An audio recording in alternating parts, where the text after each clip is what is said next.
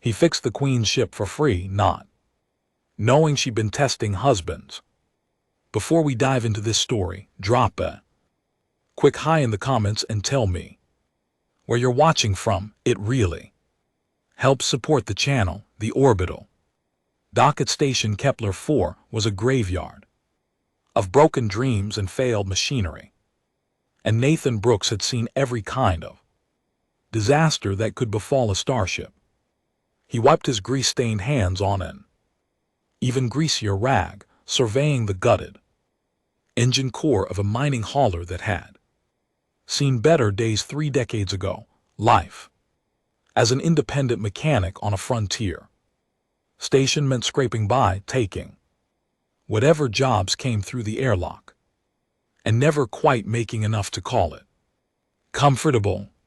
Nathan Brooks had not planned on becoming the most talked about mechanic in 3-star systems, nor had he imagined that fixing a broken hyperdrive coupling would fundamentally alter the course of his existence. He was 32 years old, lean and weathered from years of crawling through engine compartments, with permanently blackened fingernails and a gift for understanding machines that others found mystifying. His reputation was solid among the station's regular traffic, but he was nobody special, just another human trying to make an honest living in a galaxy that sometimes felt too big and too indifferent. The day everything changed started like any other. Nathan was elbow-deep in a coolant manifold when the docking alarm chimed, announcing a new arrival. He barely glanced up, focused on the stubborn bolt that refused to yield. His small repair bay occupied a corner of the lower docking ring, a cramped space filled with tools, spare parts, and the lingering smell of machine oil and recycled air. The walls were plastered with diagnostic charts and handwritten notes, a organized chaos that made perfect sense to him and no one else. The ship that had just docked was designated Bay 17, which meant it was 2 slots down from his workspace. Nathan did not pay it much attention. Ships came and went constantly on Kepler-4, a way station positioned along one of the minor trade routes between human and Valyrian space. The Valyrians were a tall, elegant species known for their aristocratic culture and advanced technology, though Nathan had only dealt with a handful of them over the years. They tended to keep to their own mechanics, viewing human engineering as crude and simplistic. He was wrestling the manifold back into place when he heard the footsteps, light measured with an odd clicking quality that suggested heeled boots on metal decking. Nathan looked up to see a figure in the doorway of his bay, backlit by the harsh, fluorescent lighting of the corridor. She was Valyrian, that much was immediately obvious. She stood nearly 7 ft tall, with the characteristically elongated proportions of her species and skin that shimmered with a faint, iridescent quality, like oil on water. Her features were angular and fine-boned, with large eyes that held in amber luminescence. She wore traveling clothes that somehow managed to look both practical and elegant, deep purple fabrics that caught the light and shifted in color as she moved. Her hair, if it could be called that, was a flowing mass of crystalline strands that moved with a life of their own, ranging in color from deep violet to pale silver. Nathan straightened, wiping his hands again in a futile gesture. He was immediately conscious of how he must look, covered in grime and smelling of coolant, facing someone who appeared to have stepped out of a luxury catalog. The Valyrian woman inclined her head, greeting, a gesture that conveyed both respect and a subtle expectation of deference. When she spoke, her voice had a musical quality, the words imperfect, though accented standard. I am told you are Nathan Brooks, the mechanic, she said. That's me, Nathan replied, trying to keep his tone professional.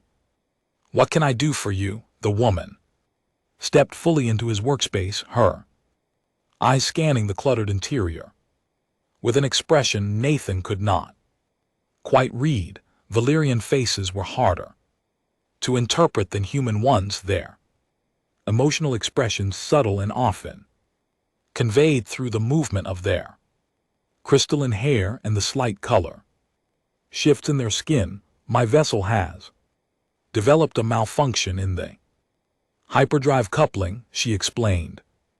The failure occurred suddenly during transit, forcing me to drop out of hyperspace prematurely. I was fortunate to reach this station.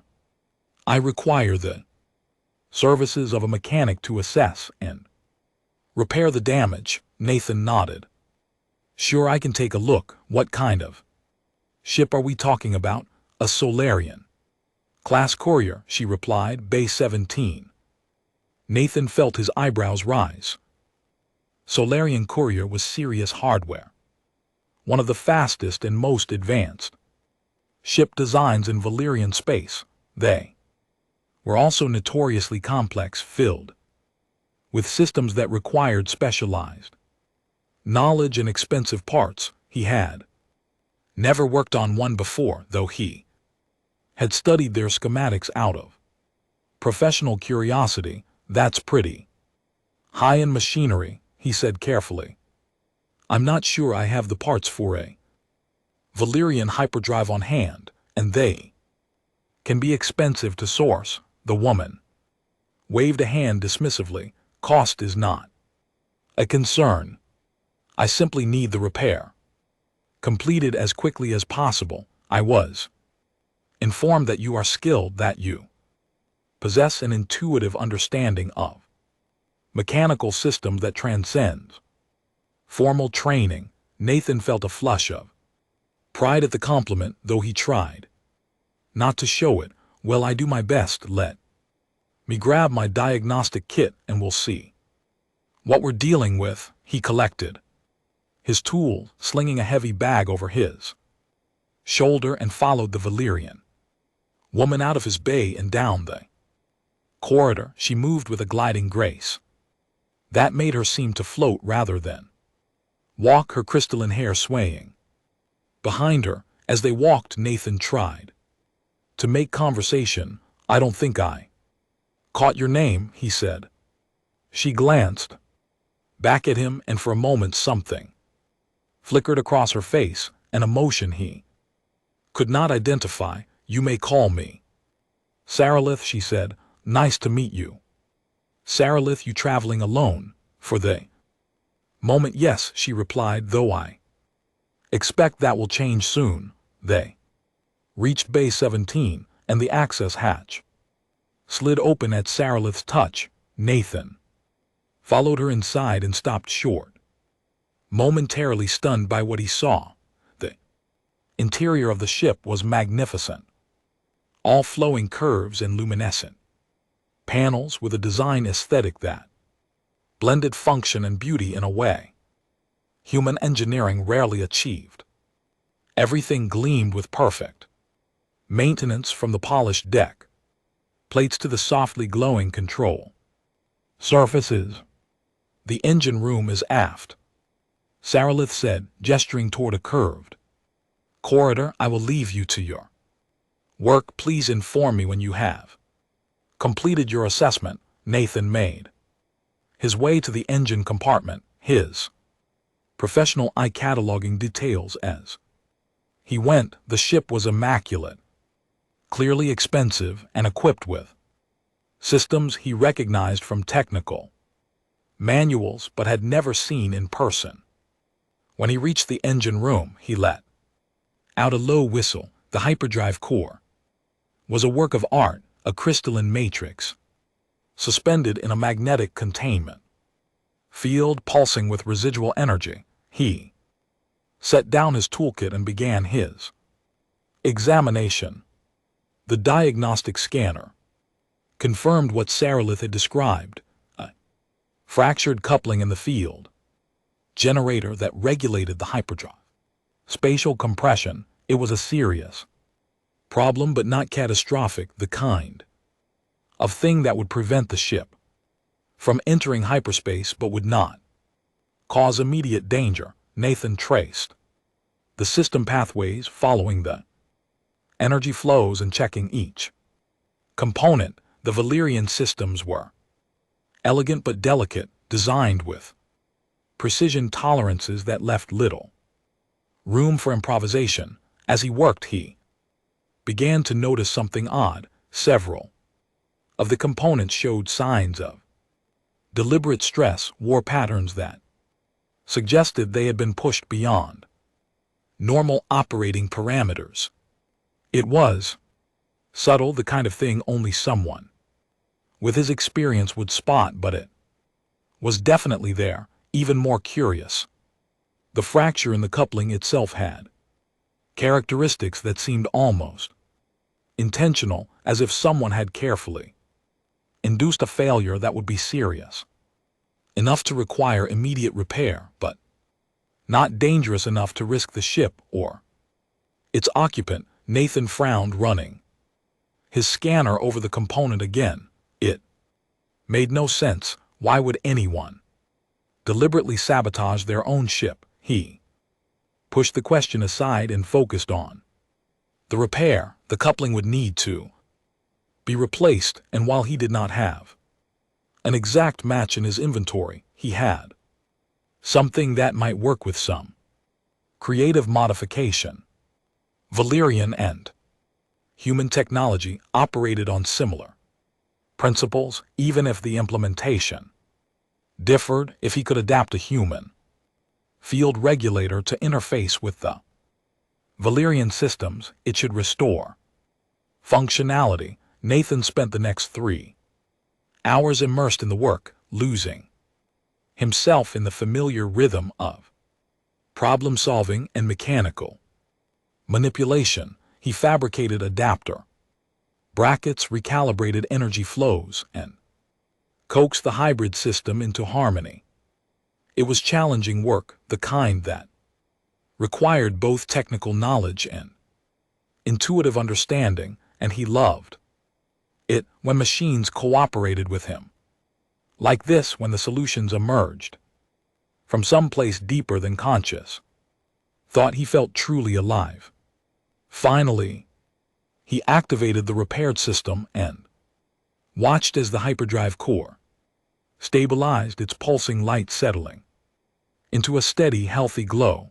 The readings on his scanner confirmed full functionality. Nathan allowed himself a satisfied smile. It was not pretty by Valyrian standards. His human components looked crude next to the elegant crystalline technology, but it worked perfectly. He found Saralith in what appeared to be a meditation chamber, seated on a low platform surrounded by softly glowing orbs. She rose as he entered, her crystalline hair shifting to a lighter shade of violet. The repair is complete, Nathan said. Coupling is replaced and the hyperdrive is fully operational. I used some human components to make the fix, so it might not be as elegant as the original Valyrian parts, but it will hold. You should be able to make it to any major port where you can get proper replacements if you want. Saralith approached the doorway, studying his face with an intensity that made him slightly uncomfortable. You completed the repair in 3 hours, she said. Estimates I received from other mechanics suggested it would take at least 2 days. Nathan shrugged. Well, I had the right parts on hand, more or less, and once you understand how the systems talk to each other, it is not that complicated. The hard part was just making the human and Valyrian tech play nice together. I see, Saralith said softly. And what do I owe you for this? Service, Nathan did some quick mental math. The parts he had used were not particularly expensive, and the labor, while skilled, had only taken a few hours. He could charge a premium for working on such an advanced ship, but something in Saralith's manner suggested she was not flying on unlimited resources despite the quality of her vessel. Maybe she was a courier for hire, or a noble fallen on hard times. The galaxy was full of people trying to make their way. How about 200 credits? He said. That will cover the parts in my time. Saralith's crystalline hair flared briefly, a reaction Nathan had learned indicated surprise or strong emotion in Valorians. 200 credits, she repeated. For a hyperdrive repair on a Solarian courier, is that too much? Nathan asked, suddenly worried he had misjudged. I can go lower if that is a problem. I know parts can be pricey out here. Saralith was silent for a long moment, her amber eyes searching his face. Then she did something unexpected. She reached into a pouch at her belt and withdrew not a credit chip, but a small, ornate device that Nathan did not recognize. She held it out to him. I do not have credits readily available at this moment, she said, her voice carrying a strange quality Nathan could not quite identify. But I offer you this as payment. It is worth considerably more than 200 credits. Nathan took the device reluctantly, turning it over in his hands. It was beautiful, made of some kind of silver metal inlaid with colored crystals that glowed faintly. He had no idea what it was or what it did. I appreciate the offer, he said, but I don't really need fancy gadgets. Tell you what, just don't worry about it. Consider it a freebie. Everybody needs a hand sometimes, right? The change in Saralith was dramatic. Her crystalline hair went completely still, then began to shift through a rapid spectrum of colors. Her skin flickered with waves of iridescence. Her eyes widened, and for several seconds she simply stared at him in what appeared to be complete shock. You, she said slowly, you refuse payment entirely. It's not a big deal, Nathan said, uncomfortable with her reaction. Really, it was a pretty straightforward fix once I figured out the interface issue. I'm happy to help. Saralith took a step back, and Nathan realized with alarm that her hands were trembling. She pressed one palm to her chest in a gesture that looked significant, though he did not understand its meaning. Nathan Brooks, she said, her voice barely above a whisper, do you have any idea what you have just done? Fixed your hyperdrive, Nathan offered, genuinely confused by her intensity. Saralith made a sound that might have been laughter or might have been something else entirely. She turned away from him, her shoulders shaking. When she turned back, there were tears running down her face, actual tears which Nathan had not known Valorians could produce. I need to tell you something, she said. Several things, in fact, but first I must ask you a question. What do you know of Valyrian customs regarding marriage? Nathan blinked, completely thrown by the sudden change in subject. Not much. I know Valorians take it pretty seriously. I think there are a bunch of formal rituals and stuff. Indeed, Saralith said, among my people, marriage is not merely a personal union, but a political and spiritual bond that shapes the very fabric of our society. For those of high rank, the selection of a spouse is a matter of profound importance, one that can determine the fate of entire regions. Okay, Nathan said slowly, not sure where this was There is a tradition, Saralith continued, among the royal houses of Valoria. When an heir to significant power reaches maturity and must choose a spouse, they sometimes employ what is called the trial of true character. The heir, disguised and traveling in secret, presents themselves to potential suitors as someone in need, someone vulnerable. The trial tests not wealth or status or political acumen, but fundamental character, generosity, kindness, competence, the qualities that make a worthy partner rather than merely a politically advantageous one. Nathan felt a cold sensation spreading through his chest. "Oh no," he said. Saralith's crystalline hair flared brilliant gold, and she drew herself up to her full height. Her entire bearing changed from the posture of a weary traveler to something else, something regal and commanding. When she spoke again, her voice carried an unmistakable authority. "I am Saralith Vasnarin, Crown Princess of the Valyrian ascendancy, heir to the celestial throne and keeper of the 7 lights. For the past 4 months I have been traveling the outer regions in secret, testing those who were put forward as potential consorts. 63 candidates, all of them carefully selected by the noble houses and my advisors. Each was presented with the same scenario, a stranger in need of help with a problem that would require effort and resources to solve. Nathan's mind reeled. 63 candidates, he repeated numbly. Saralith nodded. Every single one demanded payment commensurate with my apparent value.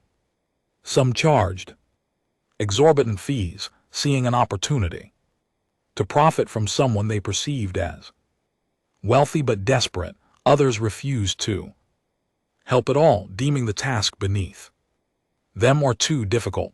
A few completed the work, but with such poor quality or such resentment that they failed the trial as surely as those who refused. Not one, Nathan Brooks, not a single candidate in 63 attempts offered to help me freely and without expectation of reward. Nathan felt like the deck was tilting under his feet. This had to be some kind of mistake, some cosmic joke. He was just a mechanic, a grease-stained human who fixed broken ships in a nowhere station on the edge of civilized space. "I don't," he started and stopped. "I don't understand. Why would you? I mean, why me? I'm nobody." Saralith stepped closer to him, her eyes searching his face with an intensity that made him want to look away, but also held him transfixed. "That is precisely the point," she said gently. "You are nobody special by the standards of wealth or rank or political power. You are simply a skilled tradesman, living an honest life, and when presented with someone in need, your first instinct was not to calculate advantage or demand compensation, but to offer help freely because it was the right thing to do. Do you have any comprehension of how rare that is? How precious? This is insane," Nathan said. "You can. I mean, there has to be some kind of mistake. The trial was for Valyrian nobles, right? I'm human. That has to disqualify me or something." Saralith's expression softened. "The trial seeks a worthy spouse, regardless of species. There is precedent for cross-species unions in the royal line, though it has been many generations since the last occurred. The bond is what matters, not the biology. And besides," she added with a slight smile, "I was the one who insisted that the candidate pool not be restricted to Valorians. My advisors were quite resistant to the idea, but I convinced them that true worth transcends species." Nathan's head was spinning. This could not be happening, things like this did not happen to people like him. He was about to protest again when Saralith held up a hand. I understand. This is overwhelming, she said. I am not asking you to decide anything at this moment, but by the laws of the trial you have passed where all others failed. If you are willing, I would ask you to return with me to the capital to meet with my family and advisors to see if there is potential for something more than a chance encounter in a repair bay. And if I say no, Nathan asked, then I will thank you for your kindness, pay you properly for your work, and depart. You will have a very interesting story to tell, but nothing more. The choice is entirely yours. I will not compel you, nor will there be any negative consequence for refusal. You owe me nothing. Nathan looked at her, really looked at her, and saw past the royal bearing to something else. He saw the exhaustion in the set of her shoulders, the loneliness in her eyes. She had spent 4 months traveling in secret, testing and being disappointed by dozens of candidates, each failure likely confirming some fear that she would never find someone who saw her as more than a title and a throne. Can I ask you something? He said. Of course. Why is this so important to you? I mean, arranged marriages are pretty common among nobility, right? Why go through all this trouble to find someone who passes some test? Saralith was quiet for a moment, her crystalline hair shifting to a deep contemplative blue. Because I have seen what happens when rulers choose power over partnership, she said. Finally, I have watched my own parents grow distant and cold, bound by political necessity rather than genuine affection. I have seen the noble houses treat marriage as nothing more than a transaction, a merger of assets. And I refuse to spend the next 3 centuries, for that is how long I will likely rule, shackled to someone who sees me as a means to an end rather than a person worth knowing. 3 centuries, Nathan echoed. That's how long Valyrians live. If we are fortunate, yes. Does that frighten you? Honestly, yeah, a little. Humans are lucky to make it to 100, maybe 120 with good genetics and better medical care. Saralith nodded. That is a consideration, certainly, but there are ways to address such disparities. Medical interventions and genetic treatments that can extend human lifespan significantly. It is not insurmountable if both parties are willing. Nathan ran a hand through his hair, leaving it standing up in grease-stained spikes. This is completely insane, he said. You know that, right? I'm a mechanic. I live in a converted storage bay. My most valuable possession is a set of torque wrenches. I don't know anything about being royalty or politics or any of that stuff. Saralith smiled, and it transformed her face, made her look younger and more vulnerable. I know, she said. Is that not wonderful? Despite everything, Nathan found himself laughing. It was absurd, absolutely absurd, and yet there was something appealing about the sheer impossibility of it. Here was this incredibly powerful, unimaginably important person, and she was asking him, Nathan Brooks, the guy who ate instant noodles for dinner more often than not, to consider being her partner. Okay, he said. Okay, I'll do it. I'll go with you. Meet your family, see what this is all about, but I'm not promising anything beyond that. If it turns out I'm completely unsuited for this, which seems likely, then we shake hands and part as friends. Deal? Saralith's crystalline hair flared brilliant gold Again, and her eyes shone with something. That might have been tears or might have been joy or might have been both. Deal, she said, the journey to the Valerian homeworld took 5 days, even with the repaired hyperdrive operating at full capacity. Nathan spent most of that time in a state of mild panic, alternating between excitement and the certainty that he was making a terrible mistake. Saarlith gave him access to the ship's extensive library, and he threw himself into learning everything he could about Valerian culture, history, and protocol. What he learned was both fascinating and terrifying. The Valerian ascendancy was one of the oldest and most powerful civilizations in known space, a society built on complex hierarchies of honor, duty, and artistic achievement. They valued beauty and elegance not as superficial qualities, but as reflections of inner worth and spiritual refinement. Their technology was advanced beyond anything humans had developed. Their cities were living works of art, and their political structures were so intricate that Nathan's head spun trying to understand them.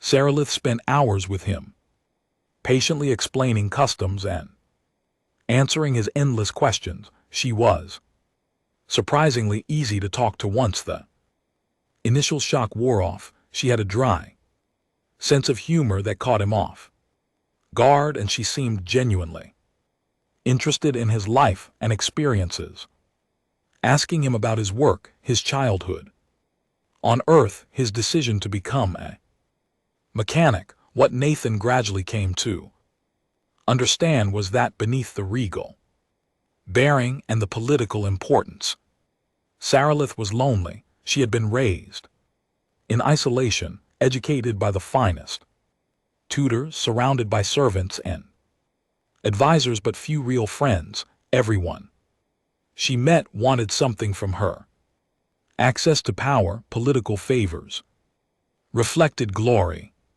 His complete lack of interest in those things, his initial ignorance of who she even was, made him unique in her experience. On the third day of the journey, they were sharing a meal in the ship's dining area when Saarlith asked him a question that had clearly been on her mind. Do you regret agreeing to come with me? Nathan paused, considering the question. Seriously, I don't know yet, he said. Honestly, this is all way outside my experience. I keep expecting to wake up and find out it was all a dream brought on by bad station food. But no, I don't regret it, even if this all falls apart. Even if your family takes one look at me and decides I'm completely inappropriate. I'll have had an adventure. I'll have seen things most humans never will. That's worth something. Saarlith's crystalline hair shifted to a warm amber. You have an unusual perspective on life, she observed. Most of the candidates I tested were obsessed with status, with advancement, with what they could gain. You seem content with what you have. Nathan shrugged. I learned a long time ago that happiness doesn't come from having more stuff or being more important. It comes from doing work you're good at, treating people decently, and finding small moments of joy wherever you can. I like fixing things. I like the challenge of taking something broken and making it work again. That's enough for me. And if you were to become my consort, Saarlith said quietly, what would you want from that life? Nathan thought about it. Honestly, I want to keep working with machines in some capacity. I'd go crazy if I had to spend all my time at formal events and political meetings, and I'd want to be useful, not just decorative. I don't know what that would look like in your world, but I need to feel like I was contributing something real. Saralith reached across the table and took his hand, her skin warm and slightly electric against his. That can be arranged, she said. In fact, I have been considering a proposal for some time, one that my advisors have dismissed as impractical. The Ascendancy has thousands of worlds, millions of ships, infrastructure that spans star systems. We have advanced technology, but we have also become complacent, relying on automated systems and standardized solutions. What we lack is people with your kind of practical, intuitive understanding of how things actually work. I have been thinking about establishing a new technical academy, one that would combine Valyrian theoretical knowledge with the kind of hands-on problem-solving that humans excel at. You want me to start a school? Nathan asked, intrigued despite himself. I want you to help me build a bridge between our peoples, Saralith said. Humans are newcomers to galactic civilization, but you bring perspectives and skills that we have lost or never had. Your species thrives on improvisation, on making do with what you have, on finding creative solutions to impossible problems. Those are valuable qualities. Imagine what we could accomplish by combining Valyrian resources and human ingenuity. Nathan felt a spark of genuine excitement. That could actually be amazing, he said. I've always thought that human and Valyrian engineering could complement each other really well. We approach problems from completely different angles. They talked for hours about the possibilities, the barriers that they would need to be overcome, the resistance they would face from traditionalists on both sides. Nathan found himself drawn into Saralith's vision, seeing the potential for something genuinely meaningful. This was not about titles or power. This was about building something that could improve lives across multiple worlds. On the 5th day, they dropped out of hyperspace near Valoria Prime, and Nathan got his first look at the Valyrian homeworld. He stood in the observation deck, pressed against the transparent viewport, and felt his breath catch. The planet was beautiful beyond description, a jewel of blue and green and violet hanging in space, surrounded by a network of orbital structures that looked like delicate filigree work in metal and crystal. Cities dotted the surface, each one work of art, their spires and domes catching the light of the system's twin suns. It's incredible, Nathan whispered. Saralith stood beside him, her reflection visible in the viewport. This is home, she said simply. And if you choose it, it could be yours as well. They docked at the primary orbital station, a massive structure that dwarfed anything Nathan had ever seen. As soon as the airlock cycled open, they were met by a delegation of Valyrian officials, all of them tall and elegant and radiating, barely concealed shock at Nathan's presence. Saralith handled them with practiced ease, issuing instructions and deflecting questions with a polite firmness that made it clear she would explain everything in her own time. Nathan was escorted to guest quarters that were larger and more luxurious than any space he had ever inhabited. The rooms were decorated in flowing, organic shapes, with furniture that seemed to grow from the floor and walls that shifted color based on his mood and the ambient light. He was provided with clothing appropriate to his new status, garments that adapted to his body and somehow made him look almost presentable despite his rough-worn appearance. The next morning, he was summoned to meet Saralith's family. Nathan walked through Corridors that felt more like art. Galleries than hallways past Valyrians, who stopped to stare at him with undisguised curiosity. He was escorted into a vast chamber filled with natural light streaming through crystal panels, and there, seated on thrones that seemed carved from single pieces of luminescent stone, were the rulers of the Valyrian ascendancy. Emperor Thuron Vast Neron was imposing even by Valyrian standards, nearly 8 feet tall, with crystalline hair that cascaded down his back in shades of silver and gold. Empress Marola was smaller but no less commanding, her features sharp and her eyes like chips of amber. They watched Nathan approach with expressions he could not read. Saralith stepped forward and performed a formal bow that Nathan tried to replicate, probably badly. She spoke in the Valyrian tongue, fluid and musical. For several minutes, her parents listened without interrupting, though Nathan saw the Emperor's crystalline hair shift through several colors. When Saralith finished, there was a long silence. Then Emperor Thuron spoke, his voice deep and resonant. In standard, for Nathan's benefit, he said, "So you are the human who passed the trial of true character?" "Yes, sir," Nathan said, then wondered if sir was the right form of address. "Your Majesty," he wasn't sure.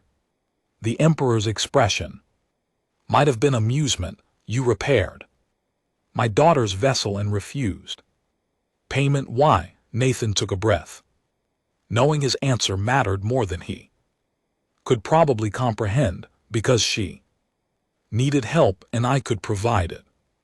Where I come from, that's just what you do. You help people when you can. I didn't know who she was, but even if I had, I would have done the same thing.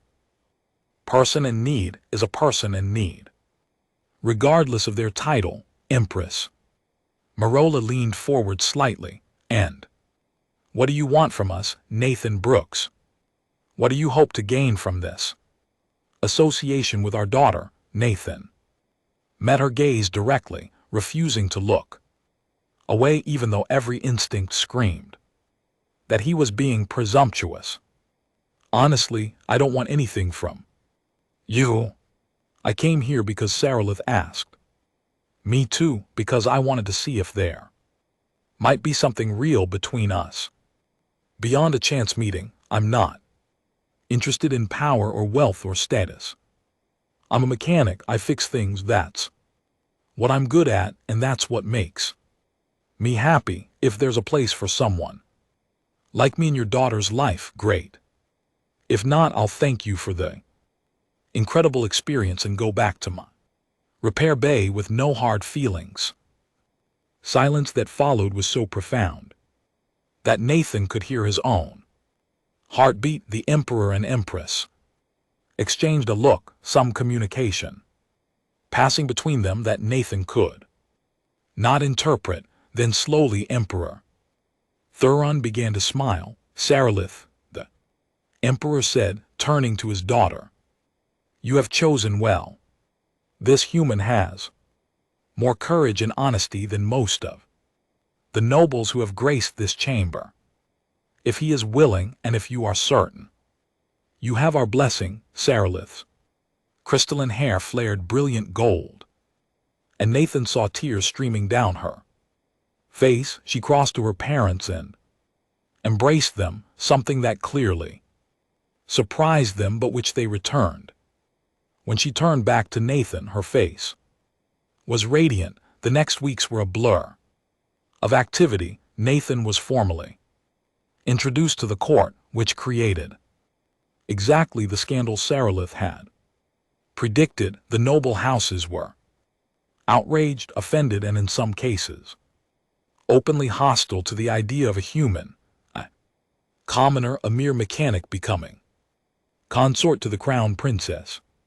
There were protests, formal complaints, and even a few thinly veiled threats. Nathan weathered it all with a kind of bemused patience. He refused to be intimidated by people whose primary objection seemed to be that he had not been born into the right family or the right species. When challenged about his qualifications, he simply pointed out that he had passed the trial that 63 carefully selected Valyrian nobles had failed. When questioned about his worth, he offered to demonstrate his skills in any practical test they cared to devise.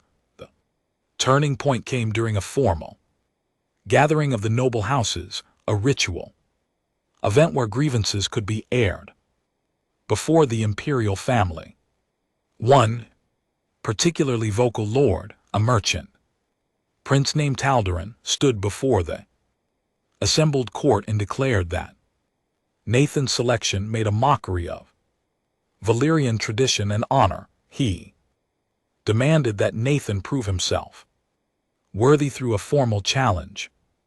Saralith started to object, but Nathan placed a gentle hand on her arm. What kind of challenge? He asked Taldarin. Directly, the Valyrian lord smirked, clearly thinking he had maneuvered Nathan into a trap. A test of practical skill, he said. You claim to be master of machinery. Very well, I propose a contest. You will be given a complex mechanical problem, something that requires both theoretical knowledge and practical ability to solve. If you succeed, I will withdraw my objection. If you fail, you will acknowledge your unsuitability and depart Valoria. Nathan looked at Saralith, who was clearly worried, but gave him a small nod of support. He turned back to Taldarin. All right, he said, I accept. What's the problem? Taldarin's smile widened. The Imperial fleet's flagship, the Radiant Dawn, has been experiencing intermittent failures in its primary power distribution network for over a year. Our finest engineers have been unable to isolate the cause. Diagnostics show no abnormalities, yet the failures persist, growing more frequent. Find and fix the problem within 3 days and you will have proven your worth. A murmur ran through the assembled nobles. The Radiant Dawn was the pride of the Valyrian fleet, a vessel so advanced that entire teams of specialists were required to maintain it. The power distribution problem had become legendary, a puzzle that had defied solution despite the best efforts of the Empire's technical experts. Nathan felt a flutter of nervousness but pushed it down. 3 days, he said. I'll need access to the ship systems, all maintenance logs, and the freedom to work without interference. Granted, Emperor Thuron said, his voice cutting through the whispers. Nathan Brooks, you have the full resources of the Imperial House at your disposal. Taldarin, you will abide by the result of this challenge, whatever it may be. Nathan spent the first day aboard the Radiant Dawn simply observing. He walked through the massive vessel, feeling its rhythms, listening to the sounds of its systems. The Valyrian engineers assigned to assist him were polite but skeptical, clearly expecting him to fail. He ignored their doubt and focused on the ship itself. The power distribution network was a marvel of engineering, a web of crystalline conduits that channeled energy from the ship's fusion cores to every system aboard. Intermittent failures were subtle, brief fluctuations that caused no lasting damage but which could potentially cascade into something catastrophic during combat or critical maneuvers. Nathan reviewed maintenance logs going back 5 years, tracking every instance of the failure, mapping their frequency and location. The Valyrian engineers had been thorough, testing every component replacing suspect parts, running diagnostic programs that should have caught any malfunction, but they had found nothing. On the second day, Nathan did something the Valyrian engineers had not thought to do. He stopped looking at the power distribution network in isolation and started examining how it interacted with other systems.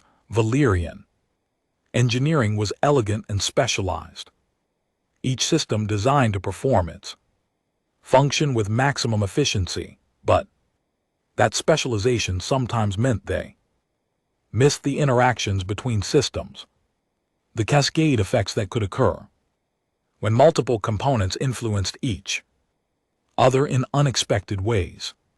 He noticed that the power fluctuations always occurred when certain combinations of systems were active simultaneously, the hyperdrive spooling up while the defensive shields were at full strength, and the long-range sensors were in active scanning mode. Individually, none of these systems stressed the power network, but together, in that specific combination, they created a harmonic resonance in the crystalline conduits, a vibration at precisely the wrong frequency. The solution, once he saw it, was almost absurdly simple. The conduits needed dampeners to absorb the harmonic resonance, tiny adjustments that would prevent the vibration from building to the point where it caused fluctuations.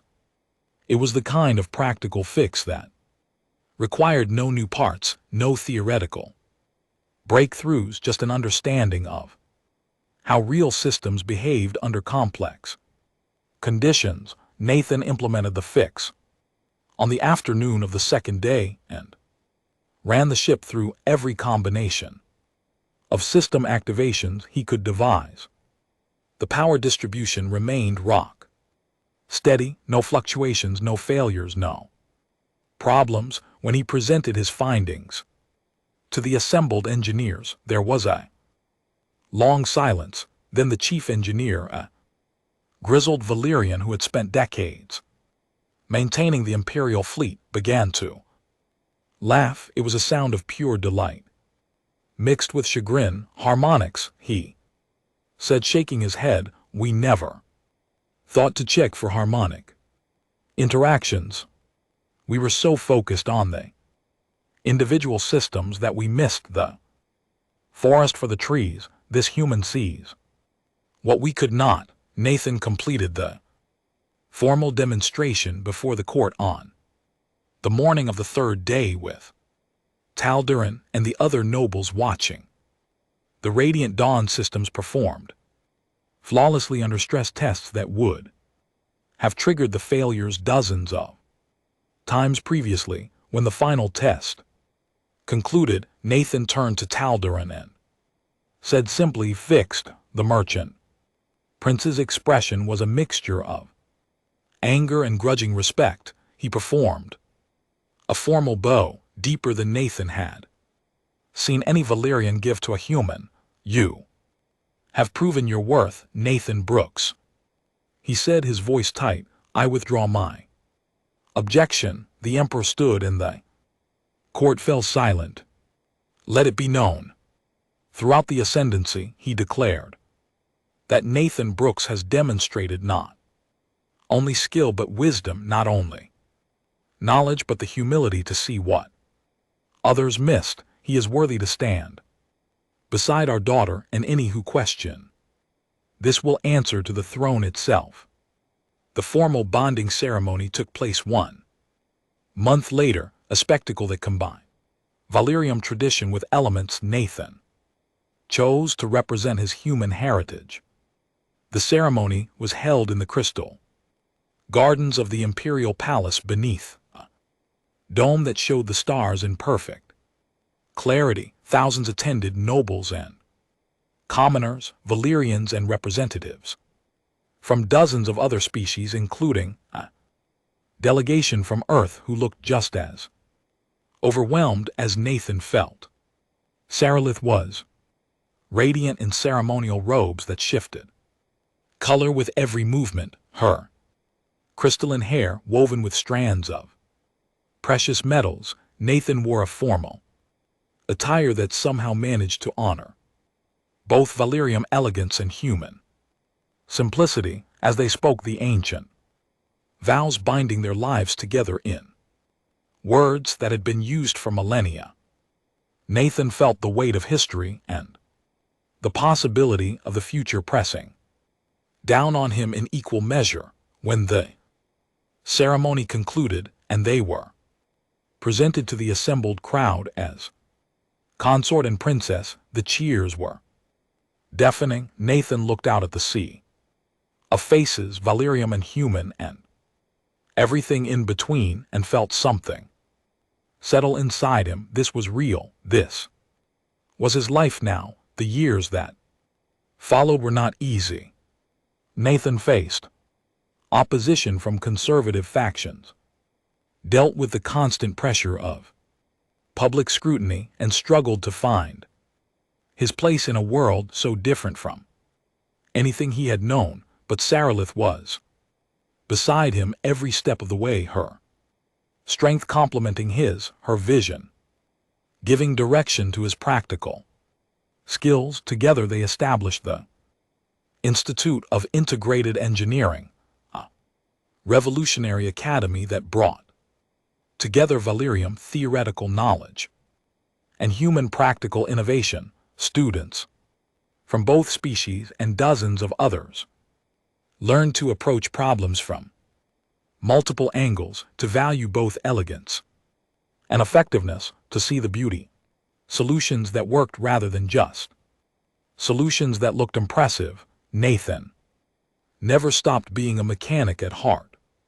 He maintained a workshop in the palace, a space filled with tools and parts and the smell of machine oil that drove the palace staff to distraction. He spent hours there teaching students, working on projects and occasionally fixing things that the sophisticated Valerium technology had deemed irreparable. It became something of a legend among the common people, the story of the consort who still got his hands dirty, who never forgot where he came from. 5 years after the bonding ceremony, Nathan stood in that workshop late one evening working on a small repair. The door opened and Saarlith entered, moving with the quiet grace that still took his breath away. Even after all this time, she had changed out of her formal robes into simple traveling clothes, and her crystalline hair was loose around her shoulders. Working late again? She asked, a note of amusement in her voice. Just finishing up, Nathan replied, setting down his tools. What brings you down to the grease pit? Saarlith smiled and held out a small device. I was hoping you might take a look at this. It seems to have developed a malfunction. Nathan took the device and recognized it immediately. It was the ornate piece she had offered him as payment that first day on Station Kepler 4, the one he had refused. What does it do? He asked, turning it over in his hands. It is a bonding token, Saarlith explained. When two Valerians decide to commit their lives to one another, they exchange such tokens. They are keyed to the genetic signatures of both individuals and pulse with light when they are close together. Mine has been dim for years, dormant, but recently it has begun to glow again. She reached out and placed her hand over his, pressing the token between their palms. Immediately it flared to brilliant life, warm and radiant. Nathan looked at it in wonder, then up at Saarlith's face. I wanted to give this to you that day, she said softly. Even then some part of me knew, but the trial required that I offer something impersonal, something that would not influence your choice. Now 5 years later, I want to give it to you again, but this time as what it truly is. Promise, a bond, A recognition that what we have is real and lasting. Nathan closed his fingers around the token, feeling its warmth, its pulse that matched his heartbeat and hers. I don't need a token to know that, he said, but I'll treasure it anyway. They stood together in the workshop, surrounded by tools and half-finished projects, the elegant princess and the grease-stained mechanic, and Nathan marveled at the impossible journey that had brought them to this moment. He had fixed a broken ship for free, not knowing he was being tested, not knowing it would change his life, and he would not change a single thing. 10 years after Nathan Brooks first met Saralith on Station Kepler 4, the Institute of Integrated Engineering had campuses on 17 worlds and had graduated thousands of students. The techniques developed there had revolutionized ship design, infrastructure maintenance, and technological development across multiple species, human and Valerium. Engineers worked side by side, learning from each other, building things that neither species could have achieved alone. Nathan stood on a balcony overlooking the capital city, watching the sun set over spires and domes that had become familiar and beloved. Saralith joined him, slipping her hand into his, and they stood in comfortable silence. Do you ever miss it? She asked. The simple life, the repair bay on the station. Sometimes, Nathan admitted, but then I think about everything we have built, all the lives we have touched in. I realize this is just fixing things on a larger scale. That is all I ever wanted, to take what's broken and make it work again. I just have a bigger tool kit now. Saralith laughed, the sound like crystal chimes in the evening air. A bigger toolkit, she repeated. That is one way to describe the resources of an empire. They watched the stars emerge in the darkening sky, countless points of light representing countless worlds, countless possibilities, and Nathan thought about the choices that had led him here, the decision to help someone in need without expectation of reward, the willingness to take a chance on something impossibly beyond his experience, the determination to prove himself worthy, not through grand gestures but through simple competence and honest effort. He had been nobody special, just a mechanic fixing a broken ship. But that single act of kindness, that moment of seeing another person's need and responding to it, had opened a door to a life he could never have imagined, and the key to it all had been the simplest thing in the world: being decent, being helpful, being human. In the years to come, the story would be told across human space and beyond. Tale that became legend: the mechanic and the princess, the commoner who passed a test that nobles failed, the human who won an empire's respect by refusing to be anything other than himself. Children would hear it and dream of their own impossible adventures. Engineers would tell it too, remind themselves that the simplest solutions were often the best.